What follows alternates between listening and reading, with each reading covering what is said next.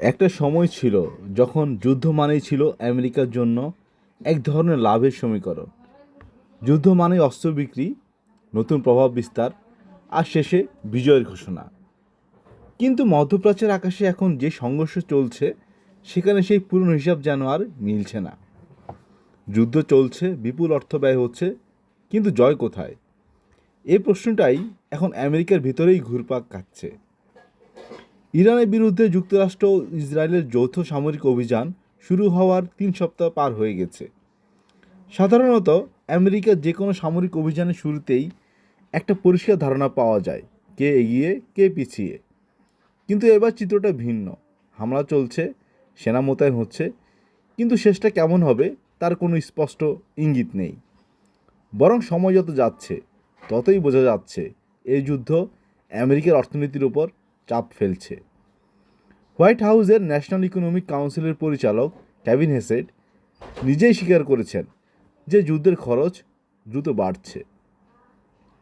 যদিও শুরুতে তিনি এটিকে সম্ভাব্য মোট ব্যয়ের অংশ হিসেবে তুলে ধরতে চেয়েছিলেন, কিন্তু আলোচনা মাঝেই পরিষ্কার হয়ে যায় শুধু প্রথম সপ্তাহেই অস্ত্র ব্যবহারে খরচ হয়েছে 500 কোটিরও বেশি ডলার।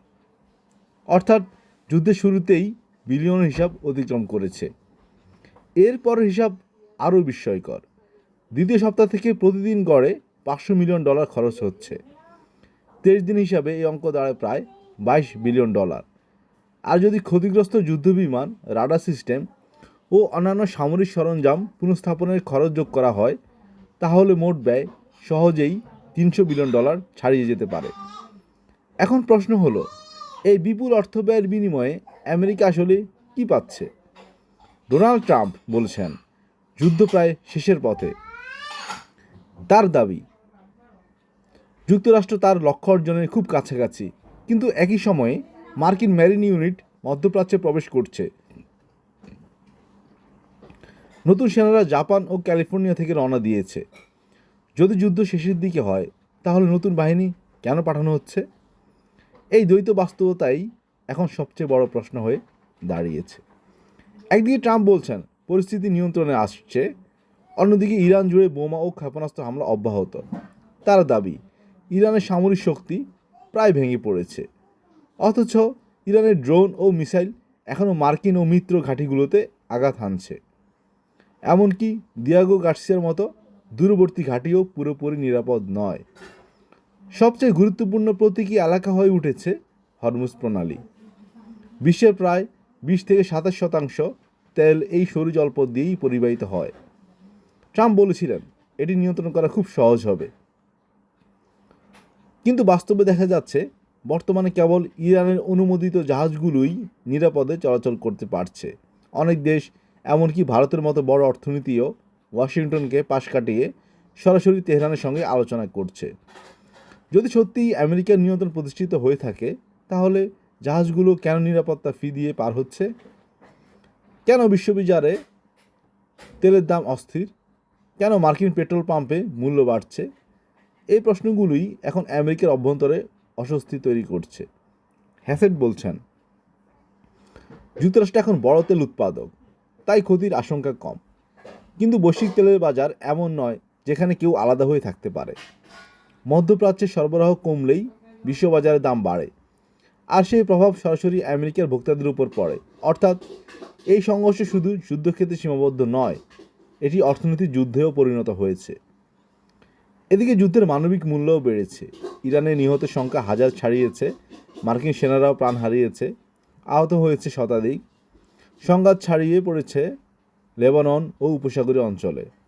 অর্থাৎ একটি সীমিত অভিযান ধীরে ধীরে আঞ্চলিক যুদ্ধের রূপ নিচ্ছে। এই পরিস্থিতিতে ট্রাম্প পড়ছেন এক জটিল দ্বন্দ্বে।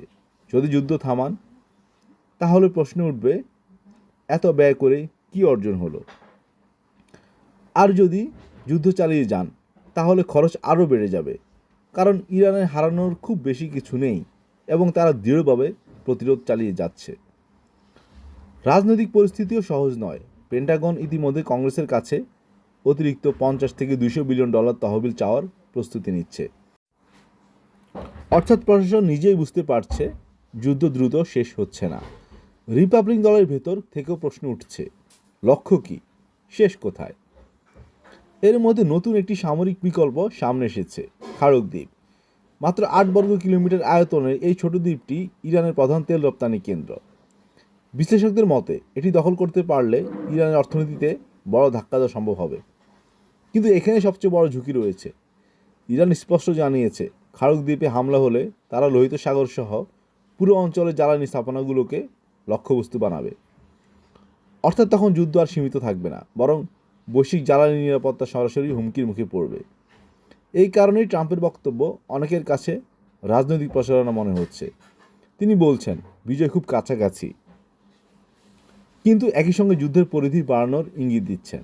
তিনি আবার বলছেন স্থলবাহিনী পাঠানো হবে না, কিন্তু একই সঙ্গে এটাও যোগ করছেন পাঠানো হলেও আগে থেকে জানানো হবে না। এই দ্বৈত অবস্থান থেকেই বোঝা যায় বাস্তবে সিদ্ধান্ত নেওয়া কতটা কঠিন হয়ে উঠেছে। শুরুর দিকে ট্রাম্প শর্তহীন আত্মসমর্পণ ও ইরানের শাসন পরিবর্তনের কথা বলেছিলেন, এখন সেই অবস্থান আর নেই। বরং মনে হচ্ছে ইরানের বর্তমান সরকারকে রেখেই তেল রপ্তানি চালু রেখে কোনোভাবে যুদ্ধ শেষ করার পথ খুঁজছে ওয়াশিংটন। কিন্তু সেটি করলে রাজনৈতিকভাবে বিজয়ের গল্প তৈরি করা কঠিন হয়ে পড়বে, কারণ আমেরিকার জনগণ জানতে চাইবে $1 বিলিয়ন খরচ করে শেষ পর্যন্ত কী পরিবর্তন এলো। যুদ্ধের কুয়াশা শুধু ময়দানকেই ঢেকে রাখে না, সত্যকেও স্পষ্ট করে দেয়। এখন আমেরিকার সামনে ঠিক সেই বাস্তবতা।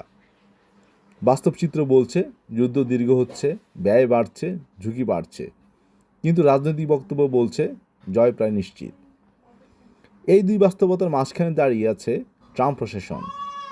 ইরান যুদ্ধ এখন এমন এক পর্যায়ে পৌঁছেছে যেখানে প্রতিটি সিদ্ধান্ত ঝুঁকিপূর্ণ, এগোলে বিপদ, থামলেও প্রশ্ন। অর্থনৈতিক চাপের মুখে মিত্ররা দূরে সরে যাচ্ছে, আর বিশ্ববাজার অস্থির হয়ে উঠছে। সব মিলিয়ে এই সংঘাত এখন শুধু ইরান বনাম আমেরিকা নয়, এটি সময়ের বিরুদ্ধে এক রাজনৈতিক লড়াইয়ে পরিণত হয়েছে, যেখানে সবচেয়ে বড় প্রশ্নটি এখন উত্তরহীন। আমেরিকার কি সত্যিই জয়ের পথে, নাকি কেবল বিজয় গল্প শুনিয়ে যুদ্ধ চালিয়ে যাচ্ছে?